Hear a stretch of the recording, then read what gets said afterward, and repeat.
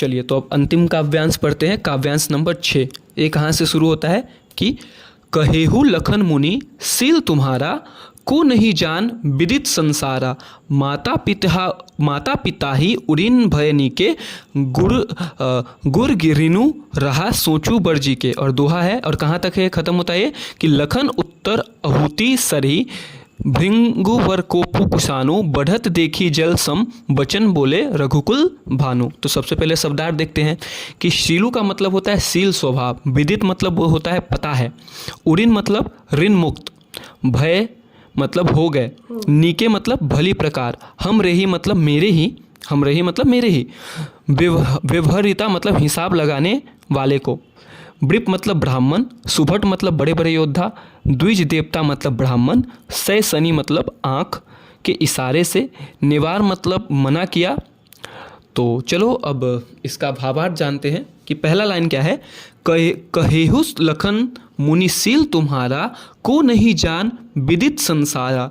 माता पिता ही उड़ीन भय नीके, गुरु रीनु रहा सोचू बरजी के। मतलब लक्ष्मण ने परशुराम जी से कहा कि हे मुनिवर, आपके शील स्वभाव के बारे में कौन नहीं जानता, मतलब आपके व्यवहार के बारे में कौन नहीं जानता। यह संपूर्ण संसार में प्रसिद्ध है, मतलब इसका तो पूरे संसार में लोग जानते हैं। आप माता पिता के ऋण से तो अच्छी तरह मुक्त हो गए, अब केवल गुरु का ऋण शेष रह गया है। ठीक है, आगे पढ़ते हैं। सो जनु हमरे ही माथे काढ़ा, दिन चली गए ब्याज बर बाढ़ा। अब अनाही व्यवहारिता बोली, तुरंत देहू में थैली खोली। मतलब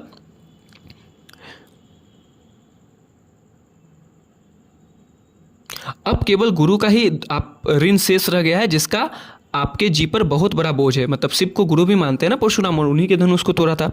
शायद ये, तो आगे क्या कहते हैं कि शायद जो ये ऋण है हमारे ही माथे पर चढ़ा है, कि मतलब आप अपने मार को हमें मारकर अपने गुरु के ऋण से भी मुक्त हो जाए।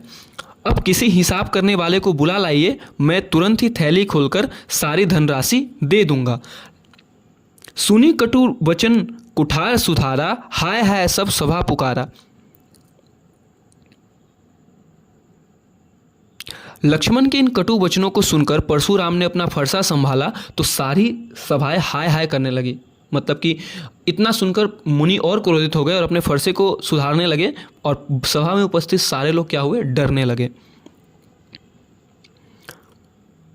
भृंगु बर परशु दिखावही मोही, विप्र विचारी बचो नृपद्रोही। मिले न कबटू सुबट न गाटे, द्वि देवता धरही साटे।